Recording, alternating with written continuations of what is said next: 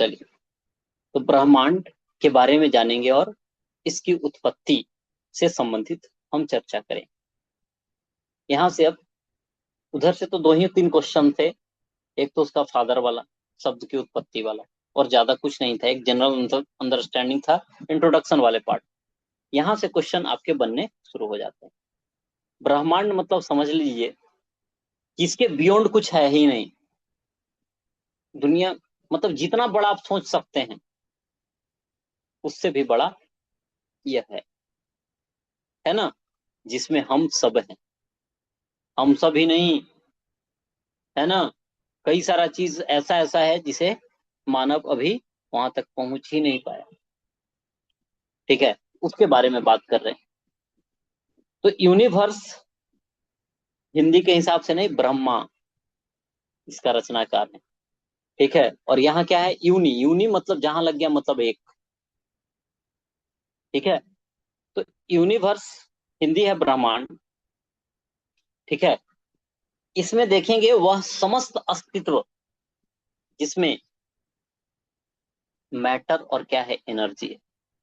एकदम बात यहीं पे खत्म हो गया। मैटर मतलब जो कुछ भी आपको दिख रहा है ना, और एनर्जी वाला। ठीक है, कई सारी चीज को हम देख नहीं पाते, वो अलग बात है। ठीक है, अब कहे पृथ्वी के अंदर कई सारी चीजें हम देखेंगे तो नहीं, लेकिन वो मैटर तो है। ठीक है, जो स्थान घेरे, मैटर का डिफिनेशन आपने 9th क्लास में पढ़ा भी होगा।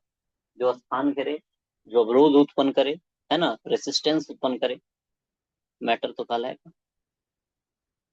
तो मैटर और एनर्जी को मिला दीजिए, यही क्या है, यूनिवर्स।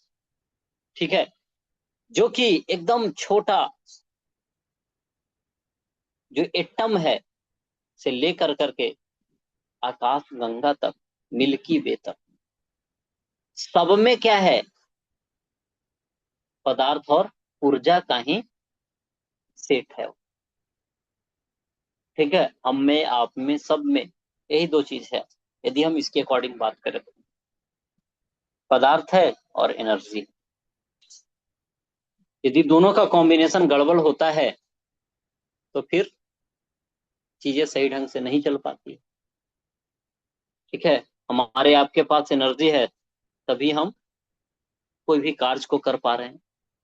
खैर, हम कहना या हमारा, हमसे हम लोगों को समझना यहाँ पे यह है कि यह ब्रह्मांड जो है क्या है, मैटर और एनर्जी से मिलकर के बना है।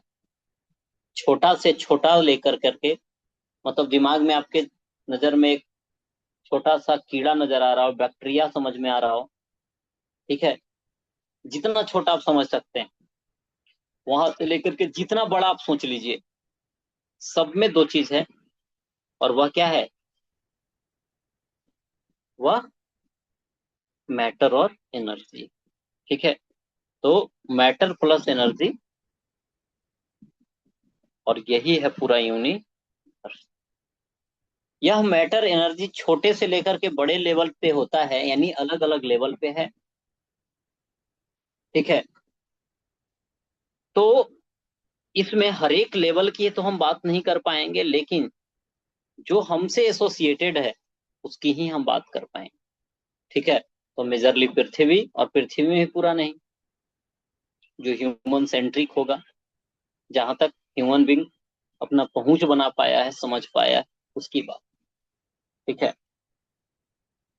तो देखिए ब्रह्मांड की कुछ मुख्य विशेषता। पहली पॉइंट अभी हम लोगों ने एकदम दिमाग में टिप लिया, इसको टिपना ही ना बोलते हैं, कि मैटर और एनर्जी, द्रव और किससे बना है, एनर्जी से ब्रह्मांड बना हुआ है, यूनिवर्स बना हुआ है मैटर और एनर्जी से। ठीक है, 10 का पावर 8 प्रकाश वर्ष, लाइट ईयर डिस्टेंस का यूनिट है, ध्यान रखना है। प्रकाश वर्ष कहते हैं, इसका मतलब प्रकाश, लाइट का नहीं है। यह क्या है, यूनिट ऑफ डिस्टेंस। ठीक है, इंग्लिश में इसे क्या कहते हैं, लाइट ईयर, प्रकाश वर्ष। इसका विस्तार मतलब समझ लीजिए 10 का पावर 8, है ना। 10 का पावर 5 में ही लाख होता है, ठीक है। और प्रकाश वर्ष का है जो, है ना, वैल्यू देख लीजिए तो बहुत बड़ा है, ठीक है। इसमें 100 अरब आकाश गंगाएं, और एक आकाश गंगा में 100 अरब तारे हैं। तो समझा जा सकता है 100 अरब तारा एक आकाश गंगा में, ऐसा ऐसा 100 गो है, ठीक है। हो सकता है इससे ज्यादा भी हो, है ना। इसका मतलब यह ब्रह्मांड बहुत बड़ा है। अब देखिए इसका उत्पत्ति कैसे हुआ, इसकी गुत्थी सुलझना थोड़ा मुश्किल है, सुलझाना मुश्किल है। अलग अलग लोगों ने अलग अलग थ्योरी दिया है ना। जिसमें आप देखेंगे कि इन्फ्लेशनरी थ्योरी, स्फीति सिद्धांत गुथ के द्वारा दिया गया है। दोलन सिद्धांत सैंडेज के द्वारा दिया गया है। स्टीडी स्टेट थ्योरी जो है ना, थॉमस गोल्ड और बॉन्डी के द्वारा दिया गया है। याद ना हो, टेंशन की बात ही नहीं, है ना। लेकिन इसमें जो सबसे इंपॉर्टेंट बात है यह वाली, कि बिग बैंग थ्योरी किसने दिया है, यह जॉर्ज लेमेंथियर ने दिया है, लेमेत्रे, जो भी कह दीजिए, ठीक है। सबसे सर्वमान्य सिद्धांत यही है, कौन वाला, बिग बैंग थ्योरी। यह सबसे सर्वमान्य है और सबसे मॉडर्न है। अभी तक इसको काटा नहीं है कोई, ठीक है। अभी तक कोई काटा नहीं है। यह जो थे बेल्जियम के खगोल शास्त्री और पादरी थे, ठीक है। तो जॉर्ज लेमेंथियर इस थ्योरी को देने वाले हैं, और रॉबर्ट वेगनर ने इसका क्या किया है, व्याख्या किया है। जिसके अनुसार कहा जाता है कि 13.7 अरब वर्ष पहले अपने इस ब्रह्मांड की क्या हुई थी, उत्पत्ति हुई। जिसमें आप देखेंगे, क्या देखेंगे, ये महाविस्फोटक सिद्धांत जो है, इसके अनुसार कहा जाता है मैटर और एनर्जी से मिलकर के बना है। तो क्या है कि जितना भी मैटर एक पॉइंट पे है जो जमा हुआ था, इसके पास आयतन लगभग शून्य था, यानी वॉल्यूम नहीं था। टेम्परेचर बहुत ज्यादा था और घनत्व भी बहुत ज्यादा, ठीक है। घनत्व ज्यादा था। तो कहता है कि अत्यधिक इसमें टेम्परेचर ज्यादा है, प्रेशर ज्यादा है, ठीक है। तो टेम्परेचर और प्रेशर के कारण से उसमें क्या हो गया, विस्फोट हो गया। टेम्परेचर और प्रेशर के कारण से उसमें क्या हो गया, विस्फोट। और इसी को कहा गया बिग बैंग। इसी को क्या कहा गया, बिग बैंग। तो जब विस्फोट हुआ तो क्या हुआ, चारों तरफ फैलेगा, कैसे पटाखा फूटता है, जिसके कारण से एनर्जी का क्या होगा, विस्तार। और यहीं से क्या होंगे, आकाश गंगे, गंगा बनेंगे, है ना। क्या बनेंगे, तारे बनेंगे, ग्रह बनेंगे, उपग्रह बनेंगे, ठीक है। मतलब समझे कि एक छोटा सा पॉइंट है जिसमें टेम्परेचर प्रेशर बहुत अधिक, और इसमें क्या हो जाएगा, विस्फोट। और जब विस्फोट होगा तो इसी करके, है ना, ब्रह्मांड के कई सारे पार्ट्स हैं जो बनते चले जाएंगे। और कहा जा रहा है कि यह है जो क्या हो रहा है, लगातार बढ़ता जा रहा है, फैलता ही जा रहा है, दूर होता ही जा रहा है, ठीक है। तो इस थ्योरी को सच इसलिए माना जाता है क्योंकि यह लगातार क्या हो रहा है, फैल रहा है, ठीक है। और एक हो गया कि लगातार दूर जाना, और दूसरा रेड शिफ्ट माना जाता है कि महाविस्फोटक सिद्धांत यानी बिग बैंग थ्योरी ठीक है। ठीक है। इसके बाद देखिए एक है W map project, Wilkinson microwave anisotropy probe project. यह किस चीज को स्टडी करने के लिए है ना, यह किस चीज को स्टडी करने के लिए कि ब्रह्मांड किस चीज से बना है और ब्रह्मांड की उत्पत्ति कब हुई। तो यह नासा का है ना प्रोजेक्ट है, और इसके अनुसार कितना वर्ष पहले, 13.7 अरब वर्ष पहले ब्रह्मांड की उत्पत्ति हुई, इसके अनुसार माना जाता है। ठीक है, इसके अनुसार माना जाता। ठीक है, इसके बाद और भी कई सारी संस्थाएं हैं, ठीक है, जो कि इस संदर्भ में है, जो चर्चा करती है। ठीक है, इसके बाद हम बात करें आकाश गंगा की। अभी हम लोगों ने चर्चा किया कि ब्रह्मांड क्या हुआ, एक कण के रूप में था, फैलेगा, और फैलने के बाद फिर आकाश गंगा और भी तारे, ग्रह, नक्षत्र, उल्का पिंड, ये सब हैं जो बने। ठीक है, इसमें देखिए आकाश गंगा को हम गैलेक्सी कहते हैं। यह किससे बना है, तो तारों से, गैस, धूल एवं अलग अलग खगोलीय पिंड का यह विशाल समूह है, जो कि एक दूसरे से जुड़ा हुआ है, इंटरलिंक्ड है, और वह फोर्स ऑफ ग्रेविटेशन, तो ग्रेविटेशनल फोर्स से है, जो क्या है, एक दूसरे से बंधा हुआ। ठीक है, जैसे आप देख रहे हैं कि ऊपर में तारे हैं, सूर्य हैं, चंद्रमा है, तो सब बंधे हुए हैं किससे, ग्रेविटेशनल फोर्स। तो क्वेश्चन पूछे कि किससे यह बना है, धूल, कण, इन सब से बना है,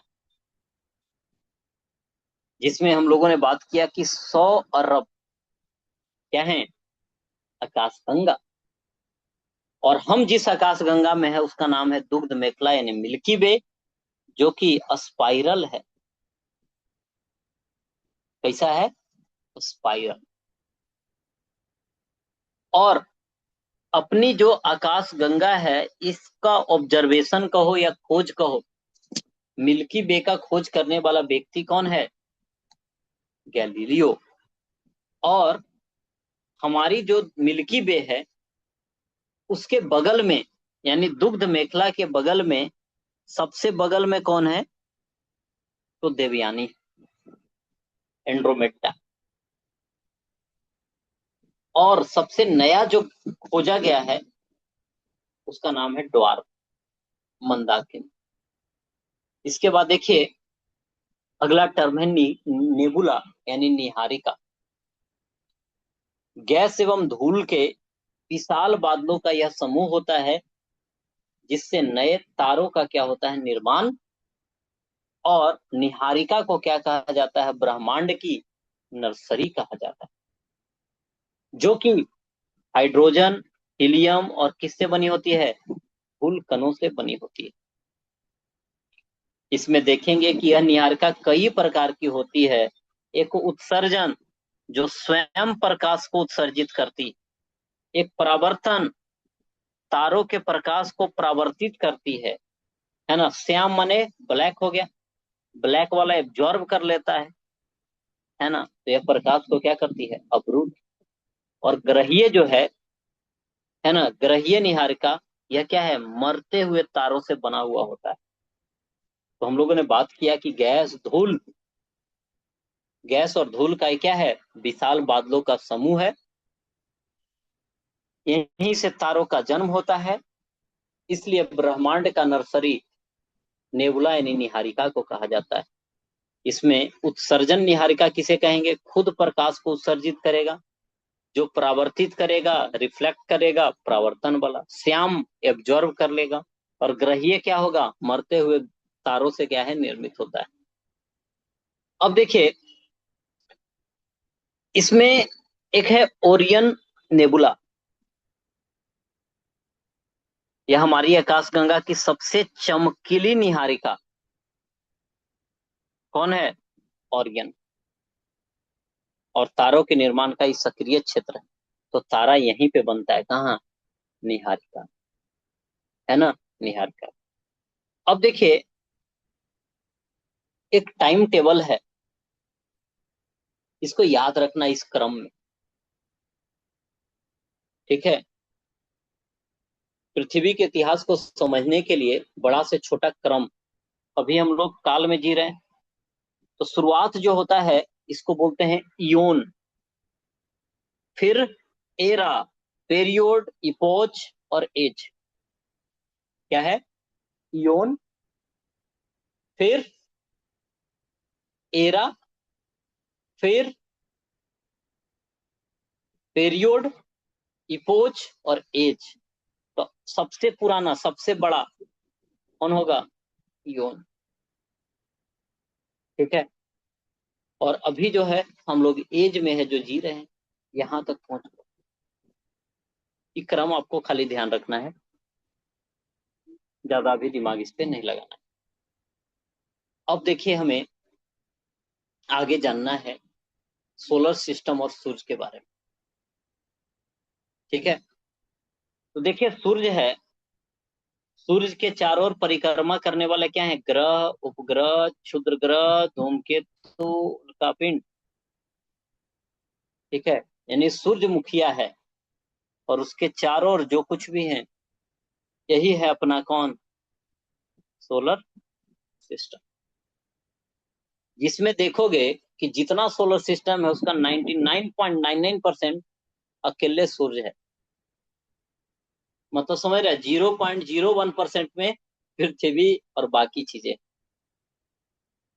है ना।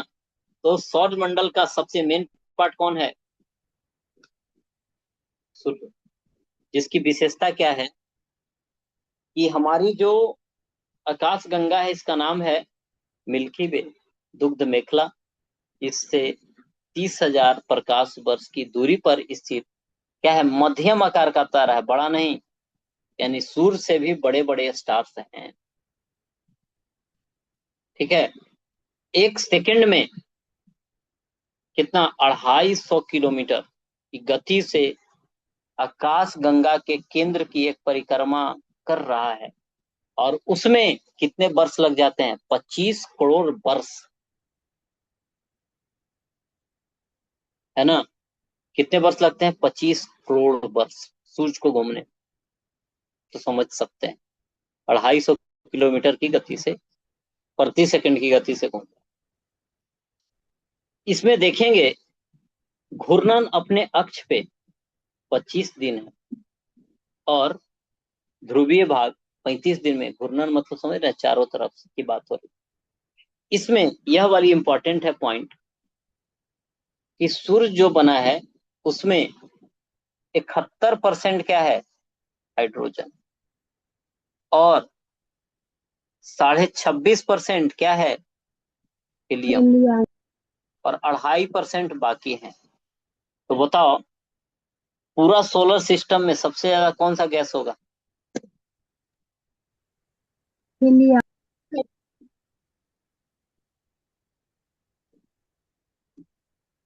हीलियम होगा कि हाइड्रोजन होगा? हाइड्रोजन। है ना, हाइड्रोजन, ठीक है। तो हाइड्रोजन से सूर्य बना हुआ है, और वही हाइड्रोजन हाइड्रोजन मिलेगा तो क्या होगा? आपका न्यूक्लियर फ्यूजन होगा, और और क्या होगा?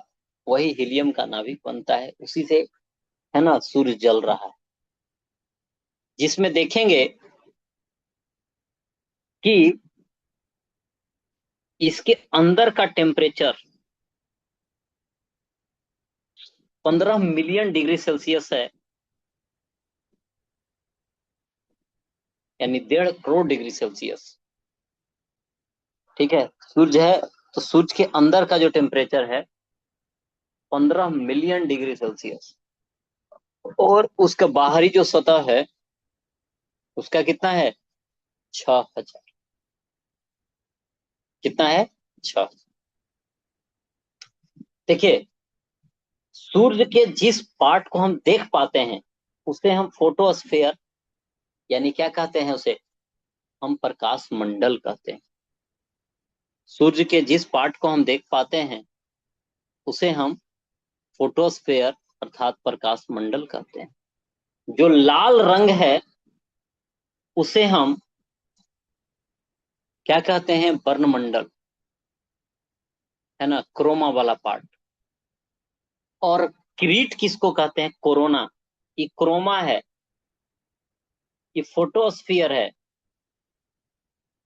और यह सबसे जो बाहरी भाग है जो सूर्य ग्रहण के टाइम में दिखाई देता है, एक्सरे है जो उत्सर्जित करता है, यह सबसे बाहरी भाग क्या है? किरीट। तो सूर्य का सबसे बाहरी भाग किरीट या कोरोना इसी को बोलते हैं। और कई लोग तो पढ़ लिया ना इसको, अच्छा, किताबा में कोरोना पहले ही से दे लेते, है ना, लेकिन ये तो अलग नाम है ना। ठीक है, अब देखिए, तो सूर्य के बारे में आपने बात किया। ये देखो, इसका टोटल जो एज है ना, 10 अरब वर्ष है। 5 अरब वर्ष इसका हो गया। ठीक है, और इसका प्रकाश पृथ्वी तक आने में 8 मिनट, है ना, कहीं 16.6 लिखेगा, कहीं 20 भी लिखेगा, तो 8 मिनट लगभग 20 सेकंड के आसपास लगता है। जिसका व्यास जो है 13,92,000 किलोमीटर है, और पृथ्वी से लगभग कितना गुना?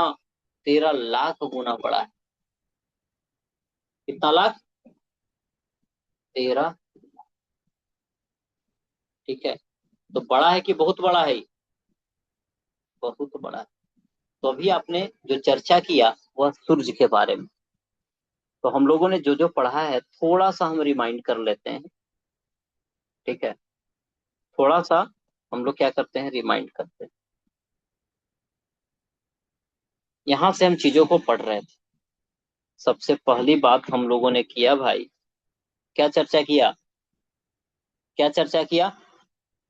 कि जो यूनिवर्स है वह मैटर और एनर्जी से बना है। ठीक है, 10 का पावर 8 प्रकाश वर्ष इसका विस्तार है। इसमें 100 अरब क्या है? आकाश गंगे, और एक आकाश गंगा में 100 अरब तारे हैं। महाविस्फोटक सिद्धांत को देने वाला जॉर्ज लेमेंथियर है, और सबसे मेन सिद्धांत यही है ना, इसी का है। ठीक है, इसका व्याख्या है जो रॉबर्ट बेगनर ने किया है, और इसके अनुसार 13.7 अरब वर्ष पहले किसकी? ब्रह्मांड की उत्पत्ति हुई थी। जो कि कहता है इसका थ्योरी कि एक छोटा सा कण था जिसका टेम्परेचर प्रेशर बहुत अधिक था, वही फट गया, चारों तरफ फैल गया, है ना, और उसी से है जो बहुत सारे पिंड का क्या हो गया? निर्माण हो गया। एक प्रोजेक्ट है नासा का, W map project, Wilkinson microwave NC trophy probe project है, और इसके अनुसार 13.7 अरब वर्ष पहले, है ना, ब्रह्मांड की उत्पत्ति होगी। और भी प्रोजेक्ट्स हैं। फिर हम लोगों ने बात किया आकाश गंगा। आकाश गंगा क्या है? कि जब फटा तो तारा, धूल, गैस, ये सब है जो ग्रेविटेशनल फोर्स द्वारा एक दूसरे से क्या है? बंधे हुए, है ना, बंधे हुए हैं, जिनकी संख्या 100 अरब है। और हम जिसमें है उसका नाम है दुग्ध मेखला। खोज करने वाला दुग्ध मेखला का है कौन? गैलीलियो। नजदीक में जैसे अपना है, उसके नजदीक में पड़ोसी कौन सा है? पड़ोसी है देवयानी, और नया खोजा गया जिसका नाम है ट्वार। फिर निहारिका की बात करें तो निहारिका क्या है? गैस और बादल का समूह है, मतलब गैस है, धूल कण है, और इसी का क्या है? समूह। यहीं पे तारा बनता है, इसलिए ब्रह्मांड का नर्सरी कहा जाता है। इसमें कुछ होते हैं स्वयं प्रकाश उत्सर्जित करते हैं, कुछ परावर्तित करते हैं, कुछ अवरोध कर देते हैं, है ना, कुछ मरे हुए तारे से निर्मित होते हैं। सबसे चमकीला है ओरियन नेबुला। इसके बाद क्रम हम लोगों ने देखा, इयोन, एरा, पेरियोड, इपॉच और एच, है ना, जिसमें सबसे बड़ा कौन है? इयोन।